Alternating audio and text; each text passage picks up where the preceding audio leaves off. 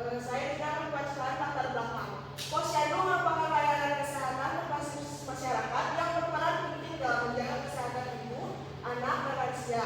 Salah satu fokus utamanya adalah pemantauan pertumbuhan balita melalui pengukuran tinggi badan yang berguna untuk menilai status gizi, jangka panjang, dan mendeteksi stunting. Selain itu, posyandu juga menyediakan pemantauan kehamilan, pemberian edukasi, serta pelayanan dasar bagi lansia. Efektivitas layanan ini dipengaruhi oleh kualitas kader, ketersediaan fasilitas, partisipasi masyarakat, dan ketepatan alat ukur. Karena itu, analisis diperlukan untuk mengetahui sejauh mana posyandu mampu meningkatkan status gizi anak dan mendukung kesehatan ibu hamil maupun lansia. Baik, selanjutnya dipersilakan.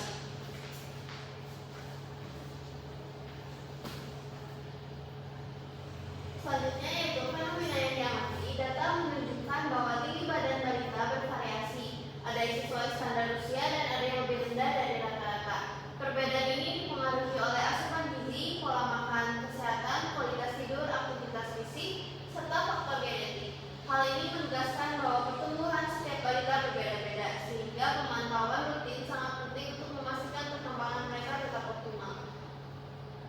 Saya kembali ke moderator. Baik, pemateri yang selanjutnya dipersilakan. Selanjutnya ada rumusan masalah. Yang pertama, apakah terdapat perubahan signifikan pada tinggi badan balita antara bulan lalu dan bulan ini? Yang kedua, faktor apa saja yang mungkin mempengaruhi perubahan tinggi badan balita selama periode 1 bulan? Selanjutnya ada tujuan penelitian. Yang pertama, untuk mengetahui apakah terdapat perubahan yang signifikan pada tinggi badan balita antara bulan lalu dan bulan ini. Yang kedua, untuk mengidentifikasi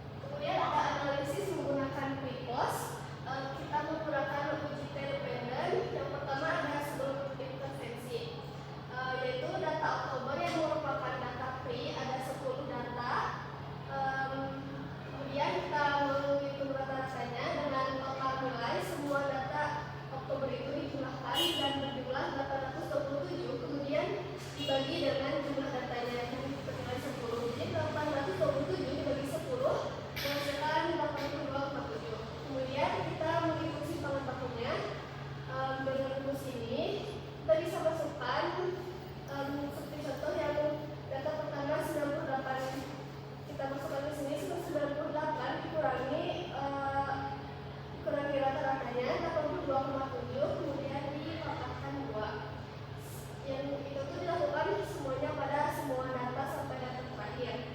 Kemudian dibagi 10 data dari jumlah data tersebut dikurangi 1 yaitu 9. Semua data ini dijumlahkan menghasilkan 2642,1 dibagi 9 itu hasilnya akar 263,56. Akar dari 263,56 adalah 17,13. Yang kedua ada sesudah intervensi data November yang merupakan data pos yang berjumlahkan 10 data. Kemudian kita menghitung rata-ratanya atau X bar dengan menjumlahkan semua data tersebut yaitu dengan berjumlah 840 dibagi dari jumlah data tersebut 10 yang menghasilkan 84,0. Kemudian kita menghitung simpangan bakunya. Caranya sama, kita memasukkan satu data itu dikurangi dengan rata-rata tersebut dan dipangkatkan 2. Kemudian dikurangi 10 kurangi 1 yaitu 9. Semuanya dijumlahkan yang berjumlah 2360 dibagi 9. Hasilnya itu akar 262,2 sama dengan 16,19. Kemudian ada kita melakukan aturan empiris. Yang pertama ada sebelum intervensi. Seperti yang sudah kita hitung, ini merupakan rata-ratanya yaitu 82,7.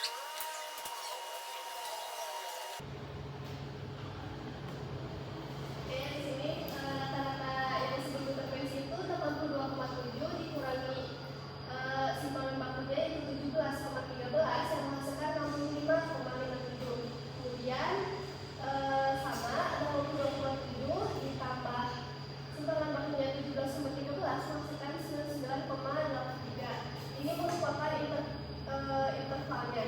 Jadi dari data yang berada dalam rentan ini adalah 98, 97, 98, 95, 97, 97, 80, 73, 73. Jadi ada total 7 data dari 10 data tersebut yang merupakan 70% dari yang seharusnya 68%. Hal ini menunjukkan data sebelum intervensi memiliki pola yang mendekati distribusi normal. Kemudian sesudah intervensi dari yang memiliki rata-rata 84,0 dikurangi simpangan bakunya 16,19 yaitu 67,81. Kemudian 84,0 ditambah 16,19 masukkan 100,19. Data yang berada dalam interval tersebut adalah 98, 98, 98, 100, 97, 81, 74, 73. Jadi ada total 8 dari 10 data yang merupakan 80% dari seharusnya 68%. Hal ini menunjukkan data sesudah intervensi memiliki pola yang tidak normal karena polanya cenderung naik. Karena salah satu data di atas tidak berdistribusi normal, maka uji alternatif yang kita gunakan adalah uji non-parametrik, yaitu salah satunya uji Wilcoxon.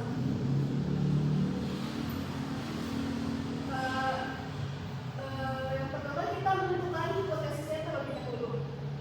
H0 yaitu tidak terdapat perbedaan tinggi badan balita bulan lalu dan bulan ini. HA yaitu ada perbedaan tinggi badan balita bulan ini dan bulan lalu. Kita menyusun tabel penyajian data. Ini merupakan tabel sebelum intervensi dan ini tabel sesudah intervensi. Kemudian kita hitung selisihnya 98 dikurangi 98 adalah 0.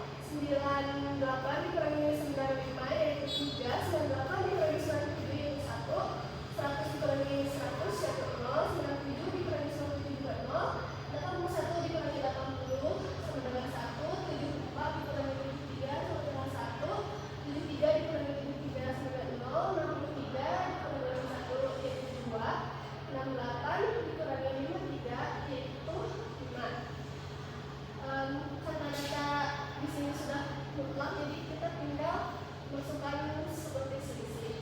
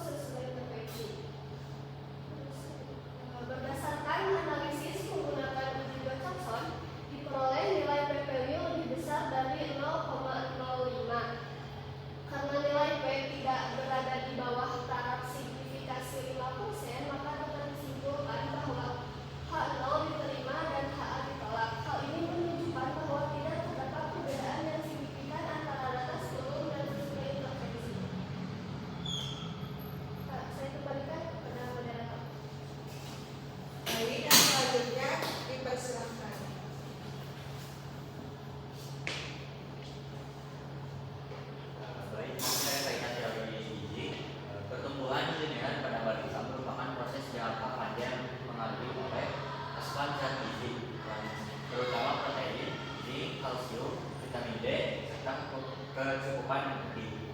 Secara keseluruhan, menurut teori pertumbuhan anak, pertambahan tinggi badan membutuhkan periode waktu yang lebih lama karena melibatkan proses pembentukan tulang, pertumbuhan jaringan, dan regulasi hormon pertumbuhan.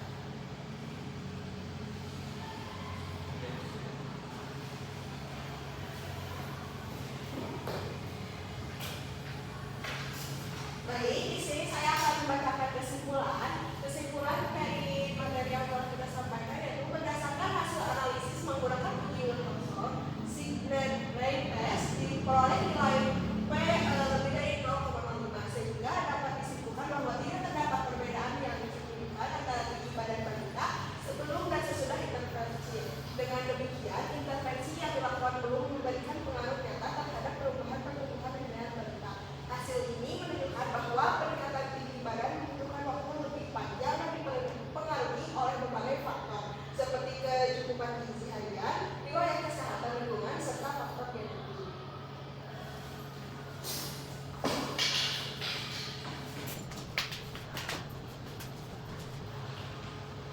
Baik,